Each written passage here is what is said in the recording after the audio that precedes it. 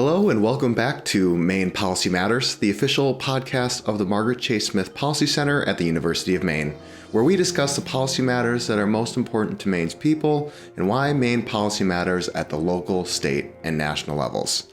My name is Eric Miller, and I'll be your host.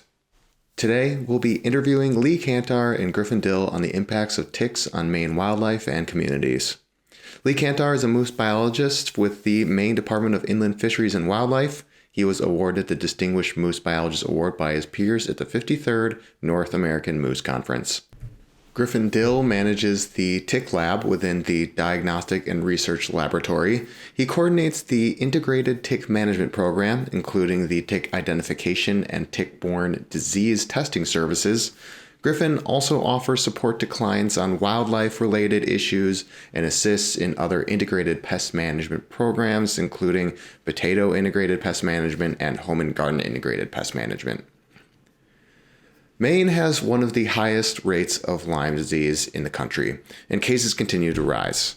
In 2023, the Maine Center for Disease Control and Prevention reported 2,706 cases of Lyme disease, following a record of more than 2,617 cases in 2022. This follows an upward trend of Lyme disease cases between 2010 and 2019. In 2010, there were 752 reported cases of Lyme disease. In the next decade, there were an increase to 1,215 in 2015 and 2,079 in 2019. Due to warmer winters and longer summers, deer ticks, the primary carrier of Lyme disease in Maine, are expanding their range and increasing their numbers. This means more people are encountering ticks in areas where they weren't previously a problem. In a Maine Policy Review article titled, "What is Too Cold? Recess in Physical Education Weather Policies in Maine Elementary Schools," the authors cite an interview with a school principal who responded, quote, "Recently, ticks have been more of a concern. My wife started bringing it up. How can you have students go work on the trails? It's interesting that my own wife is questioning what I'm doing because of the ticks. She wouldn't question it because of the weather, but she would question it because of the ticks," end quote. 15 different tick species have been found in Maine, though not all are permanent residents. Some may arrive in the state on wildlife hosts and do not establish viable populations. Other species have thrived in Maine and are now widespread throughout much of the state. Much of Maine's wildlife is affected by ticks. The rapid increase of winter ticks due to climate change is impacting the health and reproduction of the moose population. The winter tick is a small external parasite that, like all of Maine's 15 tick species, survives on the blood of animals. Though they are capable of feeding on many different species, they most commonly feed on moose. Unlike other ticks, winter ticks are not known to spread disease. However, they can be deadly to a moose less than 1 year of age and lower cow reproductivity. Let's turn to the experts for an in-depth look and conversation about Maine's ticks. Hi, Lee and Griffin. Thank you all for joining us today. Thanks for having me. How is the expanding range and increasing number of ticks impacting Maine's wildlife populations? Lee, we'll start with you. Well, one part of that question is that there's multiple species of ticks, right? And that's something that always needs to be discussed, especially when we're talking about wildlife, because, of course, my expertise and what I deal with primarily is moose and the winter tick, which is its own species of tick. Griffin will help me out on this, but a lot of people don't understand when you say winter tick that it's its own species. They think we're talking about all these other ticks that people see, like the deer tick or the dog tick, but it's just some cutesy name or something. But the winter tick, sometimes it's called the moose tick, has a different life cycle than these other guys. And that life cycle, where it's an egg mass and hatches out to a larvae, then a nymph and an adult, takes place just in essentially less than a year. And it does so on the back of one animal, because for each life stage, it has to take a blood meal. The other tick species, like deer ticks, et cetera, will take a blood meal from one organism, drop off, and then get it from another one. So the problem with winter tick is that, it likes moose. We all like moose. But when it gets on the moose in the fall versus another animal like a deer or something else, the moose doesn't realize that the ticks and the masses of ticks are on it. And so once those larval tick are on the moose, they're there for the wintertime doing their nasty deeds, and only later on does the moose realize that and can combat that. But it has some pretty profound effects that we can talk about or elaborate on. All right, excellent. Yeah, I mean, I'm already learning things, and we just got started because my conception of a tick life cycle is often discussed with and how large the hatch is based on the harshness of the winter and the moisture and how much snowfall there is. And it seems that the winter tick seems to be doing really its own thing, and it is. Griffin, is there anything you'd like to add to that? Yeah, I mean, the question about the impacts on wildlife populations, I think Lee made a really good point in that with all these different species of ticks occurring here in the state of Maine, some of them are really very host specific. So we mentioned the winter tick having a particular kind of affinity for moose and other large wildlife species. I mean, we have other tick species that primarily feed on, rodents, mice, chipmunks, things like that. There's certain species that almost exclusively feed on birds. And then we have some of these generalist feeders. So the things like the deer tick and the dog tick will feed on whatever happens to walk past, whether it be a wild animal, a domestic pet, or livestock, or of course, people. As far as their individual impacts, a lot of the times we're seeing relatively few or minor impacts on the wildlife host. They may have some minor health issues that relate to heavy infestations of ticks. But until you get to the issue of winter ticks and moose, a lot of our wildlife populations tend to be relatively unimpacted by ticks that they carry. I would say that what people need to understand is that, and obviously relative to the winter tick, is that the way that winter ticks impact moose is by the feeding on them in mass and the subsequent loss of blood, not only a little bit over time over the winter, but also in a more smaller window when the adults are feeding. But ticks, as we can also talk about, and Griffin more than me, is that a deer tick obviously feeding off a human. The deer ticks are the notorious tick for being able to spread human vector-borne diseases. That's the one that people have to really be wary about. And that's a very different thing because the deer tick isn't bothering you by taking your blood. It's bothering you by essentially injecting you with a disease that can be extreme and cause harm, whether that's talking about Lyme disease or anaplasma or something like that. But so the dynamic with winter tick is that as far as we know, our conventional wisdom, our science is telling us, and what we've seen is that winter ticks do not spread disease. Their impact is felt with that incredible loss of blood on moose, and especially small moose. And when I say small moose, we're really talking about calves born in May that are trying to get to their first birthday the following May and being impacted that March and April before they turn 1 year old. Gotcha. And with this expanding range and number of ticks and the Gulf of Maine being one of the fastest forming bodies of water in the world and climate change and how it's manifesting in Maine, how is that impacting the spread of ticks and tick-borne illnesses in Maine? Griffin, we'll start with you. Yeah, so I think one of the big impacts we're seeing that's related to climate change is our winters. We're experiencing kind of shorter winters, warmer winters. The ticks are able to more easily complete their life cycle. The deer tick in particular undergoes a 2-year life cycle, so it's overwintering as an immature, potentially again as an adult. And so when we have these warm winters, these shorter winters, they're much easier and much more adept at surviving than they would be otherwise if we're having kind of our more traditional Maine winter where it's cold and we're experiencing those freezing and sub-zero temperatures frequently.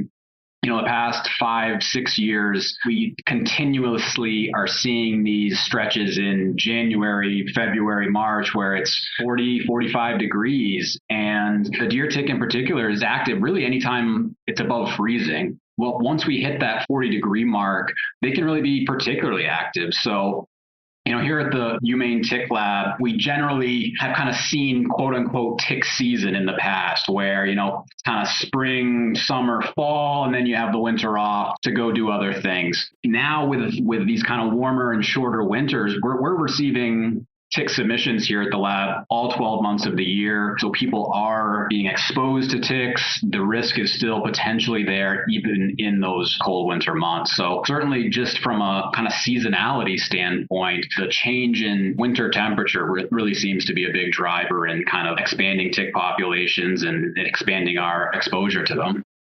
I see. And Lee, you mentioned that winter tick is on its own schedule. How are these seasonal changes and expanded range affecting moose populations? I don't know for the winter tick, if you'd really talk, it's not so much range expansion because winter ticks have really, I can almost say they've always been here, but we can pretty much date winter ticks back to the 20s or 30s in our records.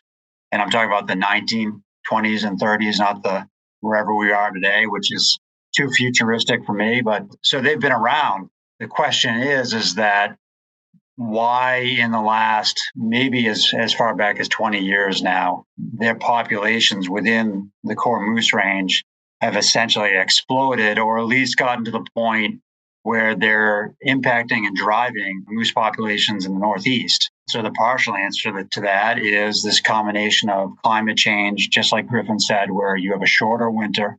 The winters are incredibly erratic, as you know. I mean, it's what we're experiencing right now. It has just been typical, and it's crazy. It drives us crazy, especially trying to catch moose like we did this last week. But once the winter tick larvae are on the backs of the moose in the fall, the irony of this is the winter tick doesn't care. It can be 45 degrees in January or minus 45 degrees in January. That doesn't matter. They're on the back of the moose. That is their home. They're going through their life cycles and feeding off those moose until, if they're successful, dropping off as adults in April, maybe into the beginning of May, where the adult female, at that point, she's bred with the male on the moose and then drops off and she lays her massive eggs to start life all over again for them. And then the male typically dies. We are still working on investigating the ecology, so to speak. That's being nice to a winter tick, but it's complicated. You know, people want to know the details, and with its life cycle, the way it is on the moose densities across the range, the way the habitat is, it's a very challenging thing. We can tell you what that trend looks like over time and how it may impact moose this coming spring, but why some of these changes have occurred beyond clearly shortness of winter, which creates what that does. Fall comes in and those larvae are waiting to ambush a moose on a plant. They're waiting for something to come by like a moose. The longer we have very little snow and mild winters, every day going into the fall, the moose is walking through the woods acquiring more ticks. So the dynamic that we see is that if fall and winter weather comes in early, that's going to shut down the ability of those larval ticks to ambush and get on a moose.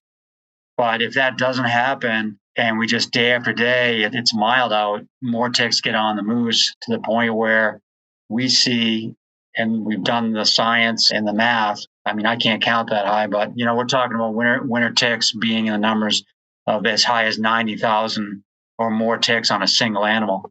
And you've got to ratchet that forward to when the one adult female on a moose is taking over 1 ml of blood.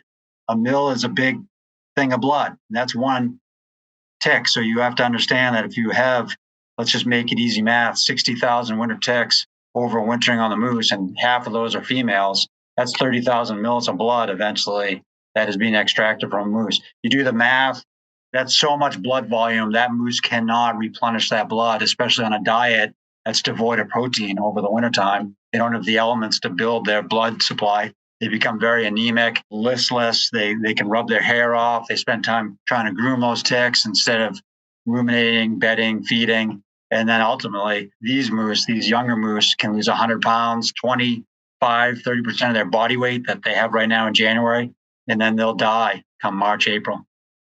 So that's a succinct story of how ugly that gets. Yeah, I mean, so Lee, hits on that heavy infestation part with the winter ticks and the moose, and a lot of that is a function of kind of the differences in the way winter ticks quest. And I think you mentioned that a little bit as we kick this off, in that when we're thinking of the other tick species that we encounter, the deer ticks, the dog ticks, if you're in a really heavily infested area, you may pick up 3 or 4 as you walk through the vegetation. The winter tick, those tiny little winter tick larvae, are clustering together in the vegetation.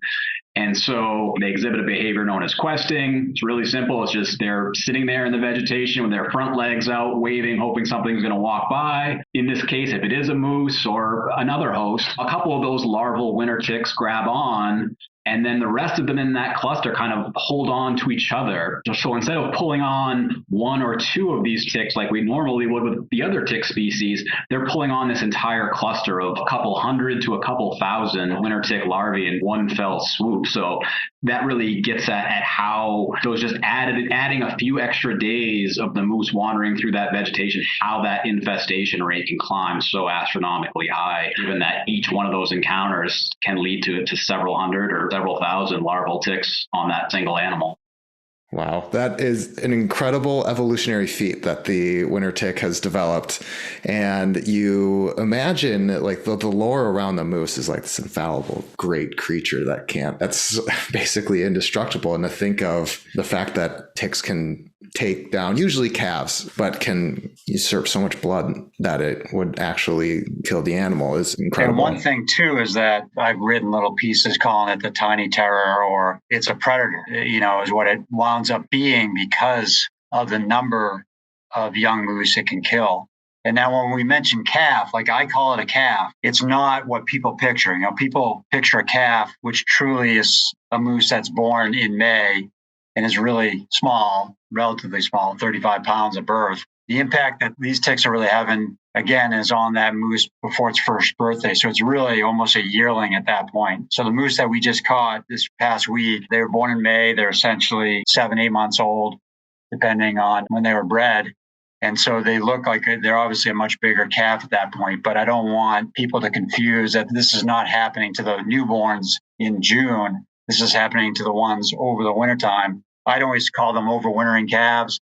We would call them short yearlings. It gets complicated in people's minds, but we're talking about an animal.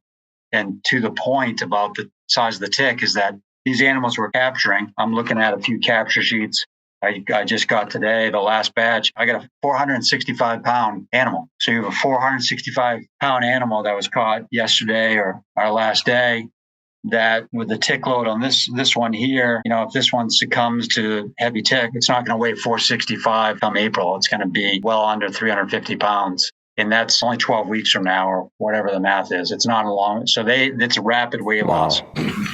You mentioned the trends you'd been seeing before, Lee. I'd like to hear more about that as it relates to Maine's moose management plan and your role in it. We're very fortunate in our state, I believe, relative to some other New England states with how we're built here. In the Bangor office that I work out of, we have species specialists that deal with every critter. We're talking from invertebrates, butterflies and all that, freshwater mussels, all the way up to moose in the state of Maine. And so we have people that's what they're dedicated to do. All I deal with is moose. In other states, some of the folks have to do other critters as well. So we really are able to focus a lot of time and energy and ultimately resources on some of these, all these amazing wildlife we have in Maine. But the way we manage moose is driven by a very important and very big-scaled public consultation, essentially, is what you can call it, which is it used to be every 15 years, we develop a new plan based on what the public would like to see happen with moose. We want to make sure there's enough moose out there on the landscape. People want to view moose. People want to hunt moose. Our mission for our department is the conservation of wildlife. Our species planning now, we're doing it on a 10-year basis. And now when we go to consult the public, as opposed to years ago, how do people get their information today? They're not reading no offense to the Bangor News, but they don't even I don't even know, do they make a physical paper anymore? I'm not sure. The number of outlets for the media and how people get their news and get their information, way better than me. It's astounding, all the social media stuff, whatever.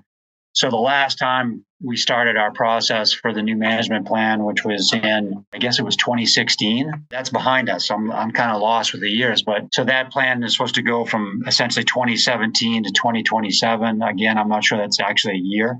We actually hire an outside group to survey the public, because now you got to survey the public on social media. You don't just call up a phone, because the part of the public opinion, public survey, what do you know about moose thing, needs to go to everybody. We need to capture everybody. So it's a scientific, social survey to get this information. So that drives what our goals and objectives are for moose, right?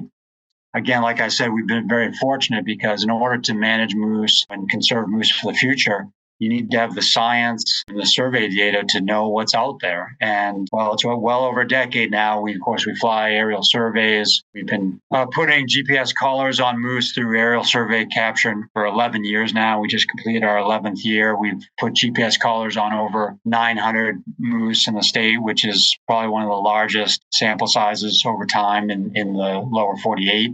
And we've done a crazy amount of research, joining people at the University of Maine, Orono, folks in Vermont, and especially when this all started with our calf-cow survival work, we joined forces with the University of New Hampshire. And my mentor and retired colleague, Dr. Pete Peekins, was instrumental in all that. We share resources across the northeastern states. I was at a meeting that we put together just a couple of weeks ago with the folks from Quebec and University of Laval and the provincial government there, because our Quebec and Maine moose are the same moose. We've been collaborating, but we'd like to complement each other some more. They're doing tremendous research up in Quebec and Laval. So all this stuff rolls into management, because we need to understand the problems and the issues out there in order to be the best stewards possible for the moose.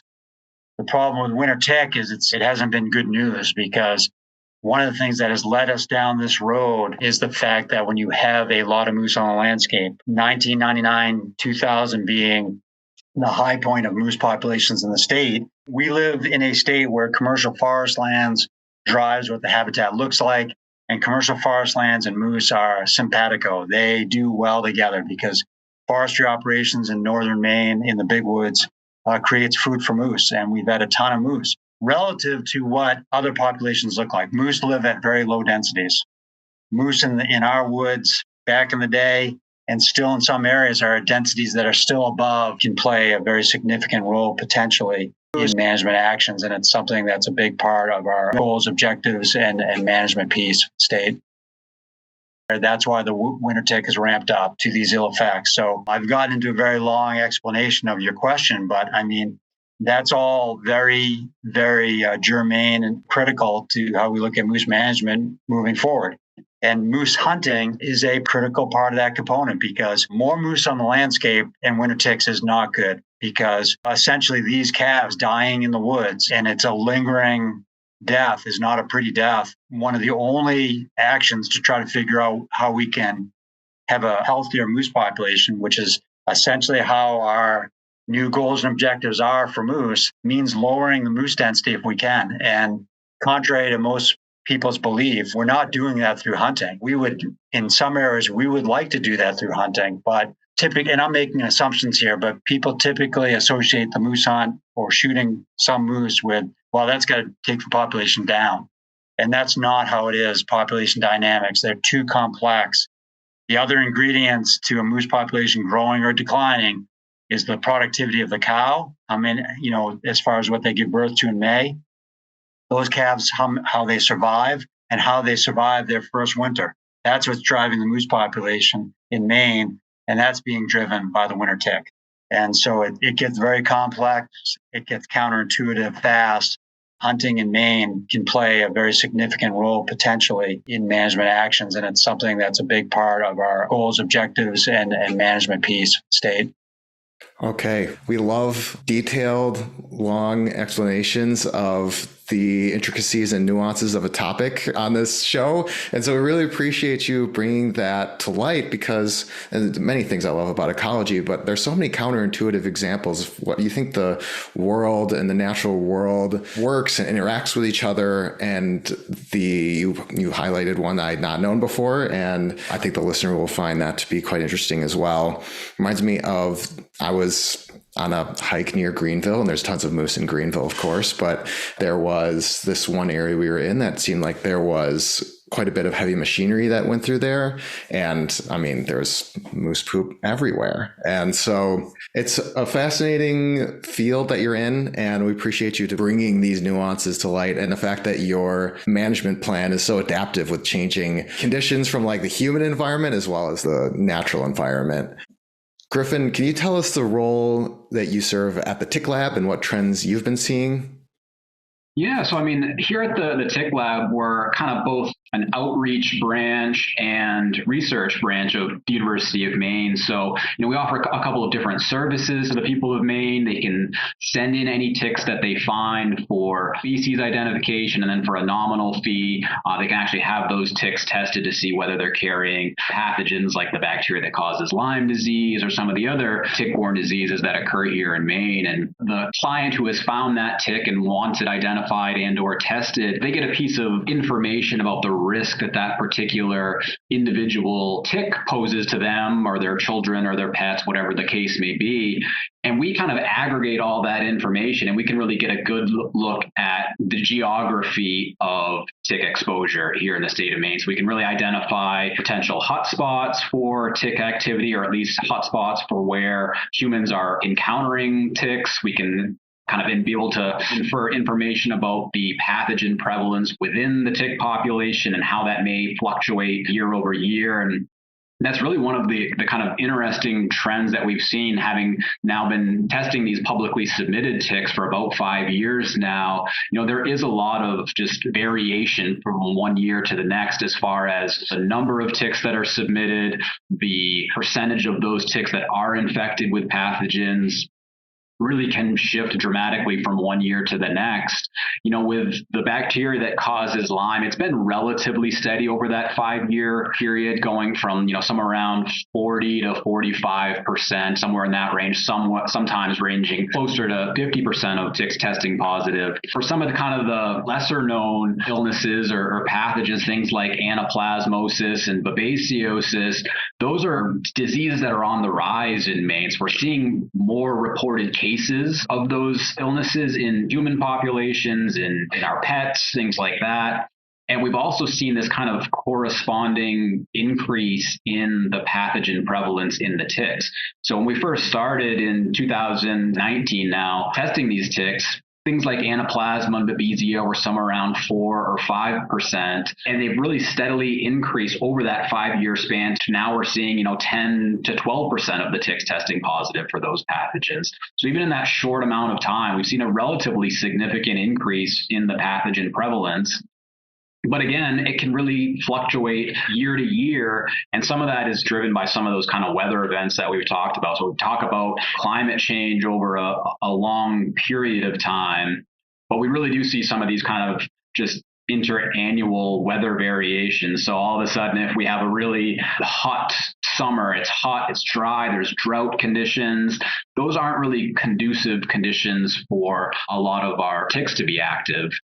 And so in some of those cases, we see, reduced number of tick submissions to the lab. We may see fewer reported cases of Lyme disease.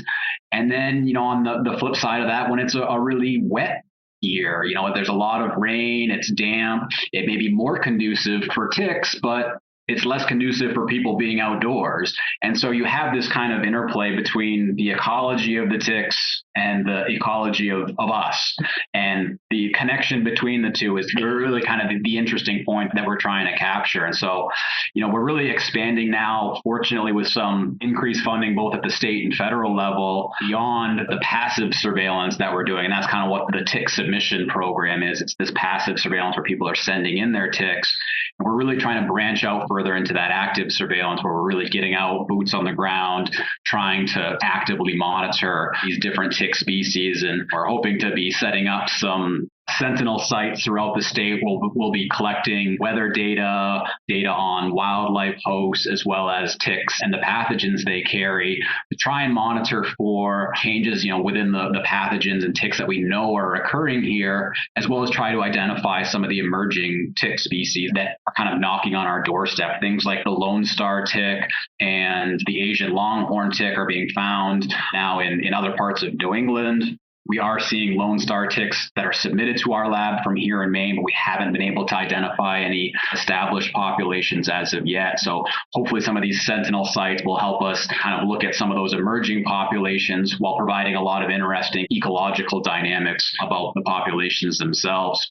I'm also hoping to get some insight from Lee, because with some of those sentinel sites, we'd really like to focus on winter tick activity and some of those dynamics off of the moose and see what kind of ecological drivers are driving their population increases, decreases, activity levels off host. So it's going to be kind of an ambitious project over the next year or two as we try to establish these sites, and then hopefully moving forward we can maintain these over the long term and really get some great long-term data to kind of look at some of these relationships over time.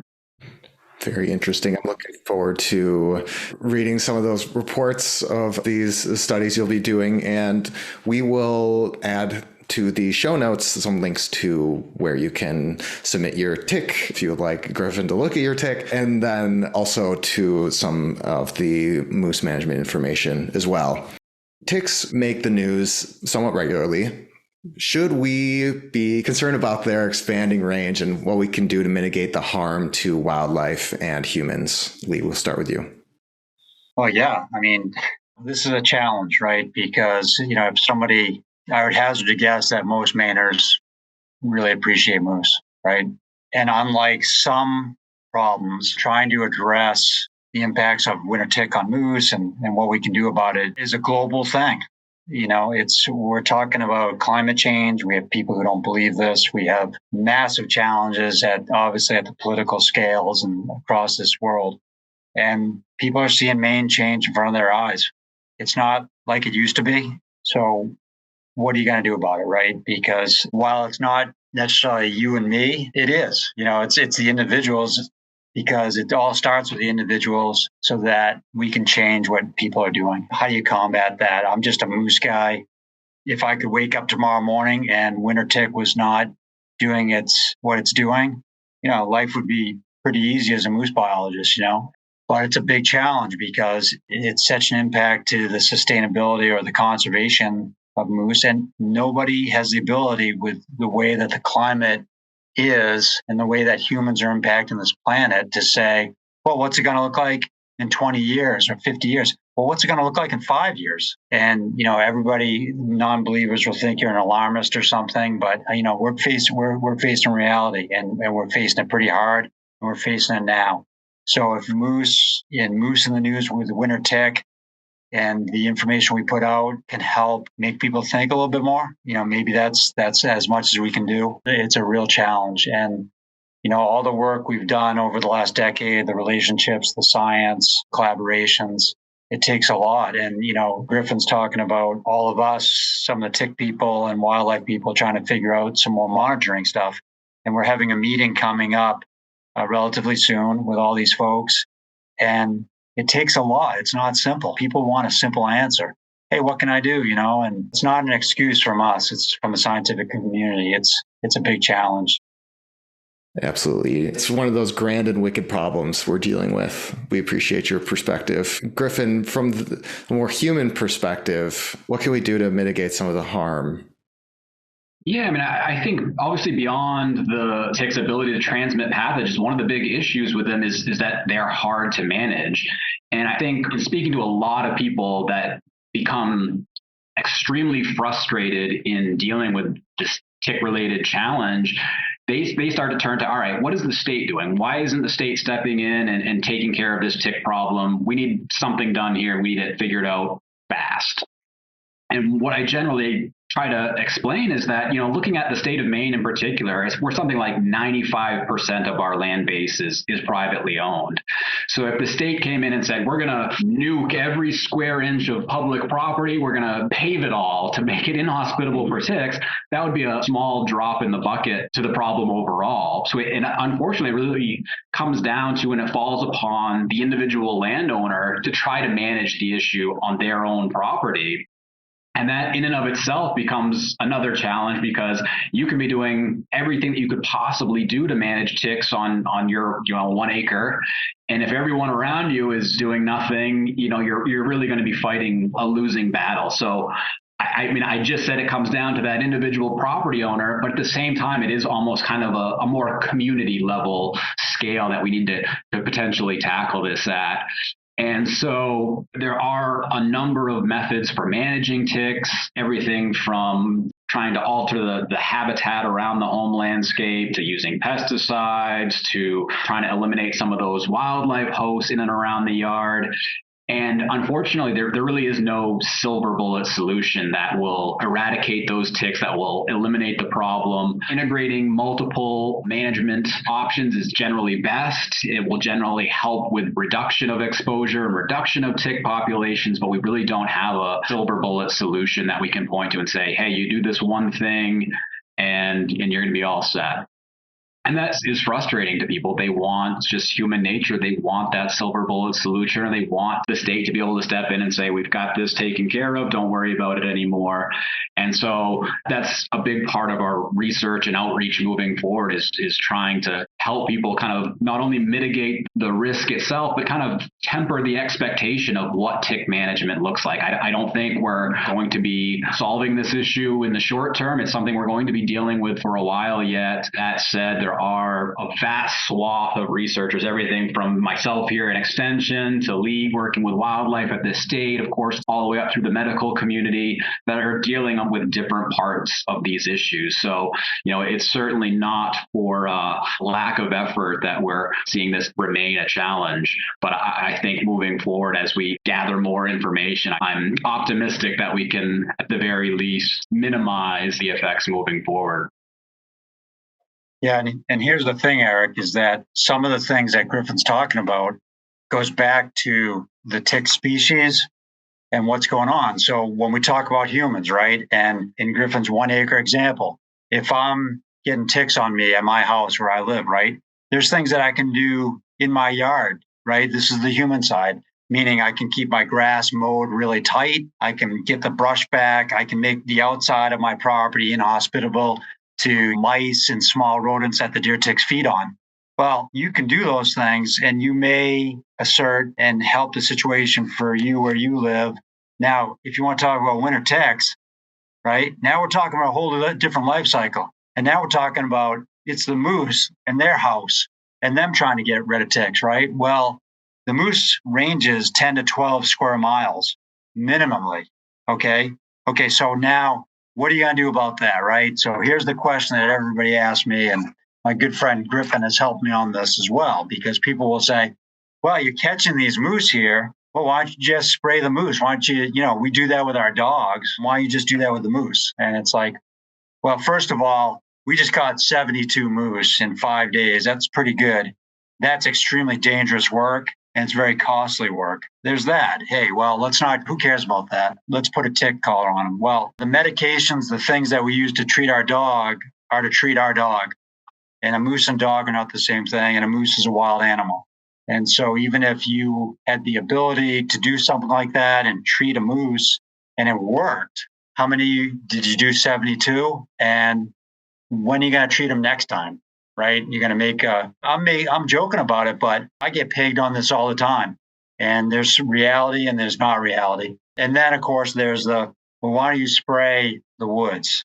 And as Griffin mentioned, the majority of the state of Maine is privately owned. And you can envision that if you want to try to kill a tick with pesticide, which you can do in your backyard, and then you want to apply that to our 10 to 12 square mile home range and expand that so we can deal with all the moose, I think you're pretty much going to nuke everything out there, invertebrate, water resources, whatever. I'm not a pesticide applicator, but it's not a road anybody's going to go down to. So when you talk about what are you going to do about moose, how are you going to do this? And believe me, I've gotten some people who can get pretty angry about that and believe in an approach like this. We also need to know about feasibility, costs, and reality. And those are not options for the winter tick scenario. There's options there for you as a homeowner dealing with the deer tick. And you can see, Eric, how complex this just gets with trying to think this through, because the different tick species, how they operate, and what we got to do about it, and whether it's impacting a human versus an animal. And I'll also add to that, all joking aside, when I get approached by people, and this has gone up to various levels, including legislative hearings, I take it very seriously. And I take the ideas that people present, even if they're not feasible, very seriously. I don't make light of it, but I also have responsibilities and understanding based on the science and what we do. And I sleep on it. I mean, it's not like I go to bed at night and don't think about all these things. What are the possibilities out there? So let's just clarify, to deal with winter tick and its impacts on moose. That's something that, again, right, if I could wake up in the morning and have a silver bullet, I would apply that silver bullet, believe me. It is encouraging to have an issue that people are so energized about. It gives hope that the message really starts to resonate with people that can help affect decision-making in other facets of their lives, because they recognize the connection between moose population health, ticks, individual and collective action for the better, and the collective action that leads for the worse too. So really appreciate you two coming here on this episode to articulate your perspective, your expertise, and to articulate the nuance of this issue. Before we end, we'll leave with, if you have anything additional you'd like to say that we haven't covered yet, or something you would like to plug, we'd like to give you the chance to do that before we end.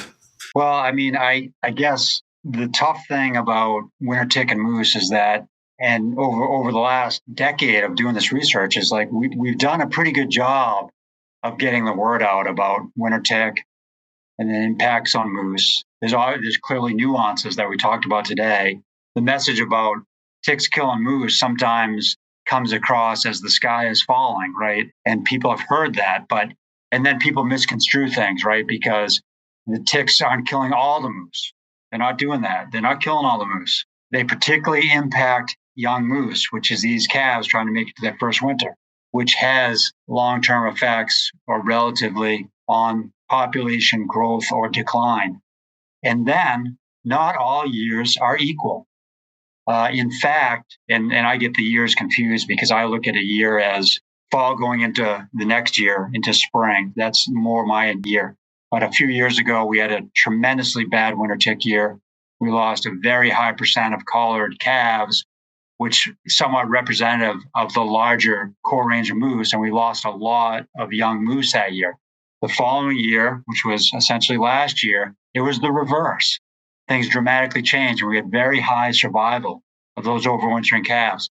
This year, based on our predictions from looking at winter tick on moose, it looks to be another mild year.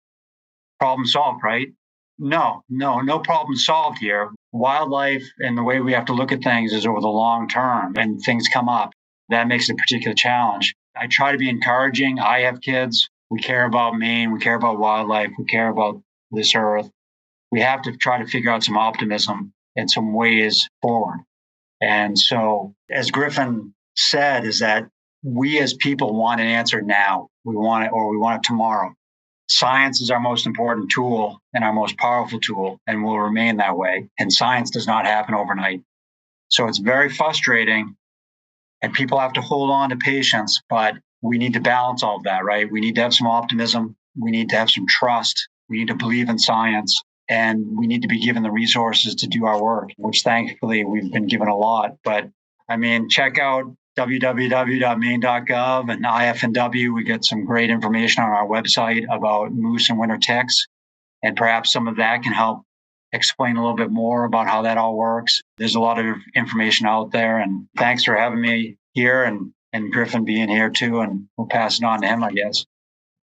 Yeah, I mean, so when I am speaking to people about the tick-related problems that they may be encountering, I'm always kind of trying to push the mantra of be aware but not afraid. I'm consistently hearing from people that are saying, I'm becoming scared to go out and hike and hunt and fish and even just walk my dog in the backyard because of these ticks. And I get it. I mean, it can be kind of a scary situation, particularly given the amount of media attention that some of these tick-borne issues receive. But again, there are ways to minimize our risk through some of those management tools, through personal protection, wearing protective clothing and gear and repellents and conducting those all important tick checks when you do return indoors. So there are ways that we can really mitigate and minimize our exposure to ticks. We don't want anyone to be afraid to go outdoors and take part in all of the recreational activities, the occupational opportunities that Maine has to offer. So be aware of the issue, but don't be afraid of it. Take some of those precautions and enjoy the Maine outdoors. Excellent. Thank you both so much for being here, sharing the urgency of the issue as well as bringing some optimism as well. Really appreciate your work, and we're looking forward to keeping track of it as we go forward. And we're looking forward to potentially having you back here sometime. So thank you for taking the time to chat with us. And thank you, listener, for joining us today. This is Eric Miller, and I'll see you on January 30th when we interview experts on Maine's waste management.